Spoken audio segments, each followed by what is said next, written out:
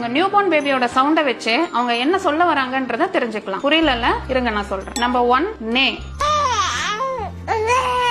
இந்த சவுண்ட் வரதுக்கான ரீசன் என்னன்னா பேபியோட டங் ரூஃப் ஆஃப் த மவுத்த டச் பண்ணும். ஃபீடிங் டைம்ல மட்டும் தான் உங்க பேபி இந்த மாதிரி பண்ணும். சோ அப்படி பண்றப்போ குழந்தை வந்து ஹங்கிரியா இருக்குன்னு அர்த்தம். நம்பர் 2 ஆவ்.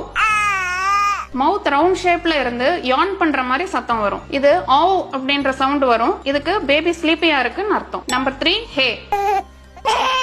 வெட் டயப்பர்ஸ், ராங் பொசிஷன்ல பேபி இருந்தாலோ இல்ல ஸ்கின் ஏதாவது இரிட்டேஷன் இருந்தாலோ இல்ல Dress ஏதாவது இரிட்டேஷன் இருந்தாலோ அந்த பிசிக்கல் டிஸ்கம்ஃபர்ட்டுக்கு பேபி ஹேன்னு சொல்லும். நம்பர் 4 ஏர்.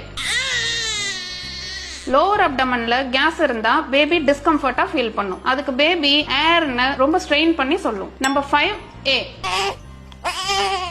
அப்பர் செஸ்ட்ல ஏர் ட்ராப் ஆகிருக்கும். அதனால பேபி ஏன்னுட்டு ஒரு ஷார்ட் ஷார்ப் சவுண்ட் கொடுக்கும். இது நம்மள பர்ப் பண்ண சொல்லி பேபி நமக்கு கொடுக்கிற ஒரு சைன். இப்ப நான் சொன்ன இந்த 5 சைன்ஸ்க்கும் பேரு தான் டன்ஸ்டன் பேபி லாங்குவேஜ். இது பத்தின ஃபுல் யூடியூப் வீடியோ லிங்க்னு கமெண்ட் பண்ணுங்க.